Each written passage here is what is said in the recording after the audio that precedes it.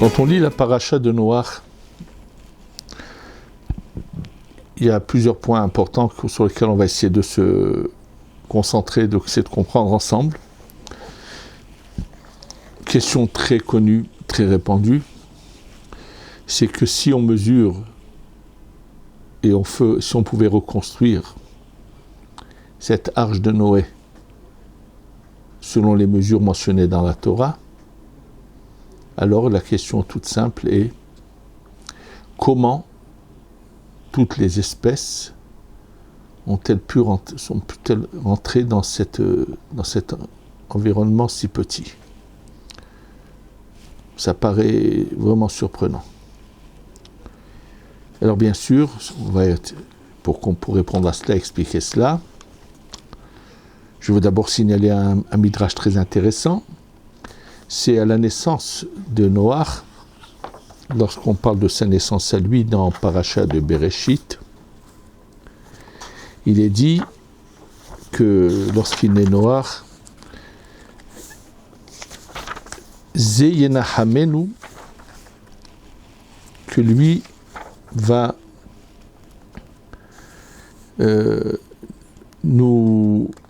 c'est-à-dire une sorte de réconfort par rapport à la terre qui a été maudite, que, voilà, lorsqu'il est né, Vaikret Shemo Noach, son nom était noir, c'est quelqu'un de quelque chose de noir, c'est quelque chose de facile, agréable. Les mots pour dire Ze Yenahamenu, de nos actions, de la malédiction qu'a reçue la terre. Et d'ailleurs, Rashi dit Zeyenahamenu, Yaniach Mimenu et Atzvon Yadenu, Achelo Banoar, le Laim Kili Maharesha, Voechin Lahem, Vaitaretz Mutsia, Kotzim et Dardarim, Shizolaim. C'est-à-dire que lui a apparemment fait quelque chose d'un peu spécial. Et dans le Midrash, il est marqué qu'en fait, il est le premier à naître avec une main séparée en 5 doigts. Et qu'avant lui, la main, les doigts n'étaient pas séparés. Ça nécessite compréhension. Qu'est-ce que veut dire ce Midrash? Quand le déluge est fini, il est dit quelque chose qu'il faut aussi comprendre.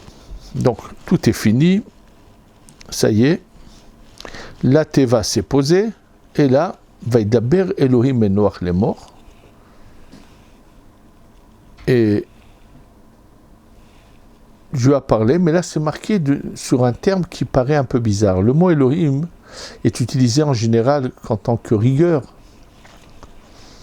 Donc pourquoi est-il utilisé ici? Puisque tout est fini, et c'est pour lui dire Tse mina teva, sors de la teva, ata veishtecha uvanecha unshebanecha itach.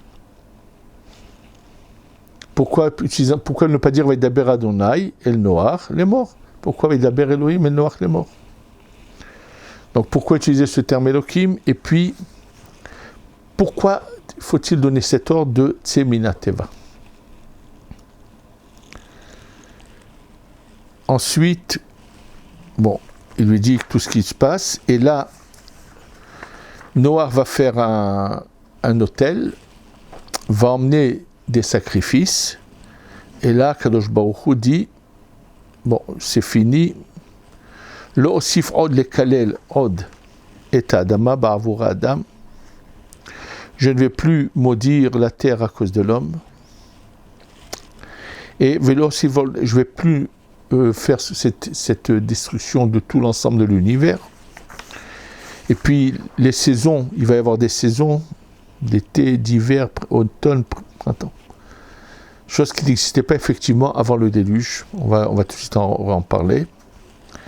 Et quand Dieu le bénit, tout d'un coup, il leur donne l'autorisation de consommer des animaux.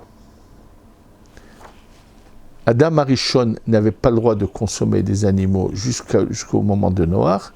Et à Noach, à partir de Noach, l'autorisation est donnée de consommer des animaux. Alors bien sûr, tout ça nécessite compréhension.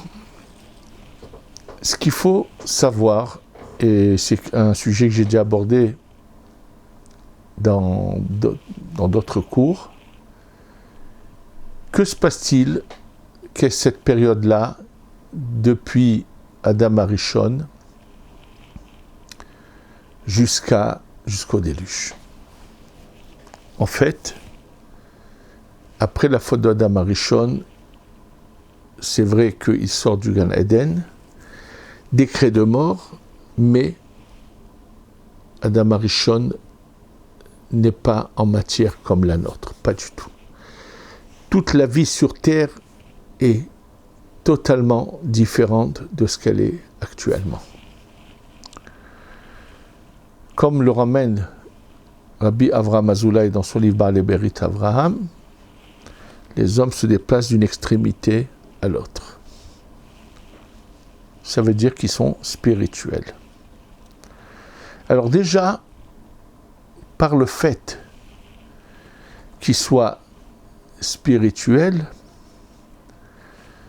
c'est pas seulement les hommes, c'est toute la matière, ça veut dire que tous les animaux, tout ce qu'il y a sur la terre est spirituel, n'est pas en matière comme nous.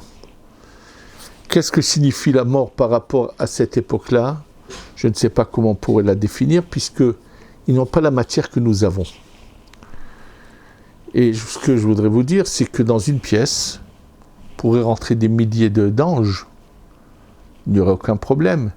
Je peux mettre face à une pièce, face à une cavité, autant de projecteurs avec une puissance de lumière que je veux, il n'y a aucun problème à cela. Je peux mettre une puissance considérable de lumière, je ne suis pas limité. L'espace peut contenir une quantité de lumière sans fin. Alors déjà, ça répond à cette première question que je vous ai posée, c'est comment se fait-il que toutes ces espèces sont entrées dans la Teva au moment où Hachem demande à Noir de faire la Teva. Bien sûr, il n'y a pas de problème. Puisque cette Teva, elle est faite d'abord dans une matière qui n'est pas la même que la nôtre. Les arbres ne sont pas les mêmes. Rien n'est semblable à la vie que nous avons sur Terre. En rien, ce n'est semblable. Et donc, ils peuvent rentrer dans ces mesures données. Il n'y a pas de limite, puisque si nous savons qu'ils sont différents, qu'ils sont spirituels, on n'a aucun problème. Pendant cette période où Noach se trouve dans la Teva, il se passe quelque chose dans la nature où tout va descendre et dégringoler. Et pour mieux comprendre ce mot-là de Tsemin Teva, que Dieu nous donne l'ordre de sortir, et du mot Elohim dont j'ai parlé, je vais vous donner un exemple d'un autre endroit dans la Torah qui va nous aider à comprendre certaines choses. Au niveau de l'année sabbatique où on ne doit pas travailler la terre, il est mentionné Ve'im dans Parashat Bahar, Ve'im tomu manochal bashana shive'it, et si vous direz que bashana shminit, si vous vous poserez la question qu'est-ce qu'on va manger la 8e année, comprendre que le fait que la terre a dégringolé, le globe terrestre a dégringolé de, on pourrait, je sais pas d'étage, on pourrait dire de ne sais pas de combien de niveaux. Le fait que ça a dégringolé, ça a changé beaucoup de choses et je vais vous l'expliquer. Je vous ai dit déjà dans notre cours que comme l'a dit Rav Avraham Azoulay dans son livre Baalei Berit Avraham, qu'en fait, le temps, le climat est différent avant le déluge qu'après. C'est-à-dire qu'avant le déluge, il n'y a pas été et hiver, mais il y a un climat qui est le même toute l'année. Pourquoi cette différence ? Quel lien entre cette formule du climat et ce qui se passe après ? Quand ça dégringole, il faut qu'il y ait un climat qui change. Alors bien sûr, lui, il va lier ça aux maladies pour que l'homme fasse attention à ce qu'il fait, mais je pense aussi à notre message là. Pour le comprendre, je vais revenir sur Parashat Bereshit, où la Gemara nous dit qu'au début, c'est marqué qu'Hachem a fait les deux grands luminaires, Donc ça veut dire que le soleil et la lune sont des égaux. Et ensuite c'est marqué Etamar Gadol, le grand luminaire et le petit luminaire. Alors naturellement, dans le pshat, dans l'explication apparente, ils étaient des égaux et un a été diminué par rapport à l'autre. Mais dans la Kabbalah, c'est différent. La Kabbalah explique qu'en fait, il y a différents niveaux dans le monde de la Hatzilut. Et plus le niveau est haut, plus la droite et la gauche sont des égaux. Quand on dit, par exemple, dans le Télim, « Ine'en Adonai el Yereav », l'œil de Dieu, mais pourquoi l'œil? Il y en a deux. Non, il y a un niveau où les deux yeux sont considérés comme un seul œil. Il n'y a pas de droite, de gauche, tout est un tout. Il y a une union où il n'y a pas de niveau. C'est-à-dire que tout est égal. Et là, à ce niveau-là, ce qui est représenté au point de vue spirituel, plus bas, la source spirituelle du soleil et de la lune à ce niveau-là, sont deux égaux. Et ça n'a jamais changé. C'est-à-dire qu'à ce niveau-là, le soleil et la lune sont des égaux, et c'est qu'en descendant, en arrivant beaucoup plus bas, c'est-à-dire plus on s'écarte de la lumière, on se rapproche de la matière et on se rapproche du monde de la séparation, alors il va y avoir ce décalage. L'hiver représente l'homme, l'été représente la femme. C'est-à-dire que le temps a aussi, il y a un sexe dans le temps, mâle et femelle. L'hiver représente d'une manière générale le masculin du temps et l'été représente le féminin du temps. C'est-à-dire que de Tishré jusqu'à Adar, ce sont les 6 sphères de Chesed Gvura Tiferet Netzach Hod Yesod du Zachar du masculin du temps. Et de Nissan jusqu'à Elul, c'est Chesed Gvura Tiferet Netzach Hod Yesod, 6 sphères du féminin.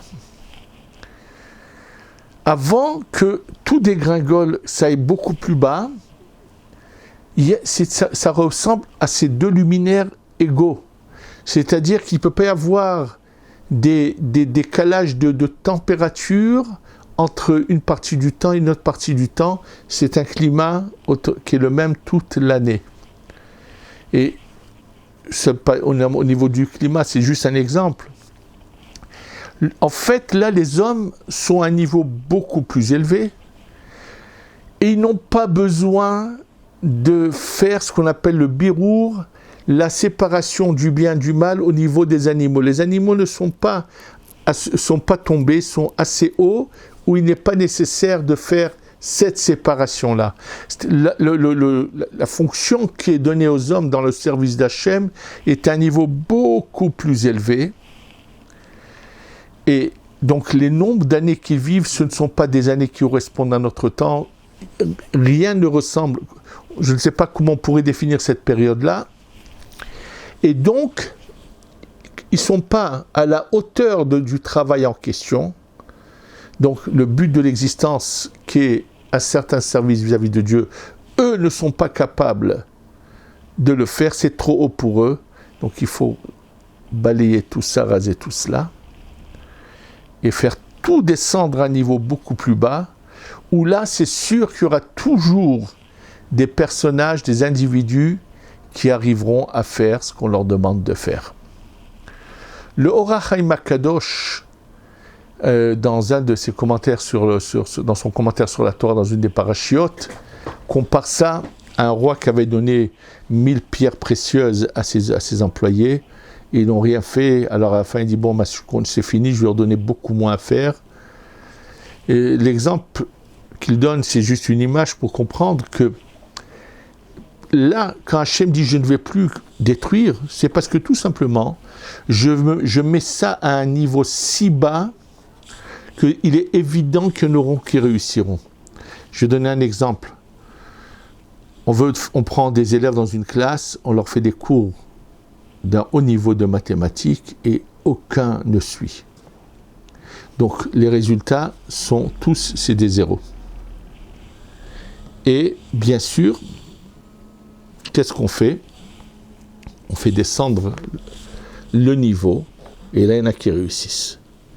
C'est exactement dans cette idée-là que est mentionné ici, que là, il n'y aura plus de destruction, puisque j'ai tout fait descendre. Et là, les animaux sont tellement descendus qu'ils ont besoin d'un birour. Et c'est pour cela que va être autorisée la consommation de la viande des animaux, ce qui n'avait pas été le cas pour Adam Arishon et tous les individus jusqu'au Maboul. C'est-à-dire qu'on est complètement dans un autre cadre de travail, de service d'Hachem. Il y a eu un dégringolade total. Et là, puisque avant de rentrer, Noach est spirituel, toutes les espèces sont spirituelles, il faut une parole de Dieu pour que, quand ils sortent, il va y avoir ça va être métamorphosé, tout va changer. Donc c'est pas juste, et c'est pour ça que le mot qui est utilisé ici, Elohim, qui est la valeur numérique du mot Hateva, la nature.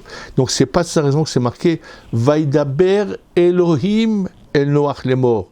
On utilise le mot Elohim pour dire Dieu les fait descendre au niveau de la nature. Et c'est pour ça qu'il leur dit c'est Minateva.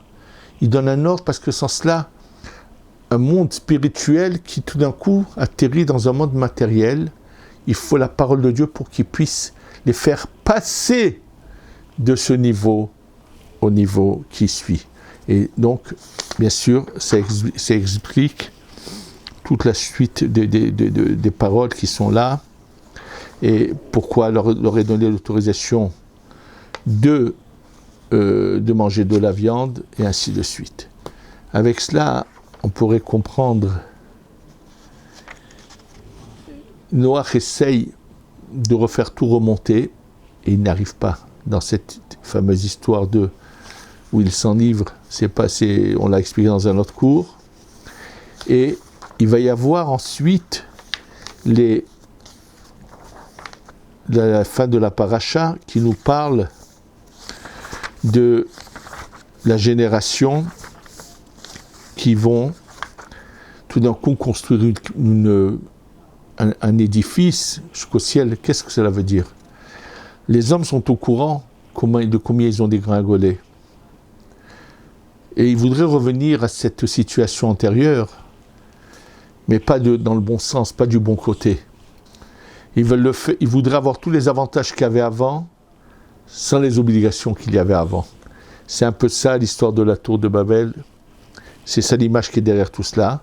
Et c'est pour ça que finalement, ils vont encore dégringoler. Et la langue qu'ils avaient encore conservée, qui était la langue hébraïque, qui est une langue divine, qui n'est pas juste une compréhension entre les hommes, ils l'ont perdue.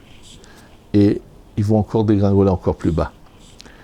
Donc c'est ça ce qui est marqué un peu dans cette paracha, l'image qu'on a ici de tout cela, et qui nous permet de comprendre un peu mieux le secret de la création de ces époques-là, qu'Hachem nous éclaire dans la Torah. Amen, ve Amen.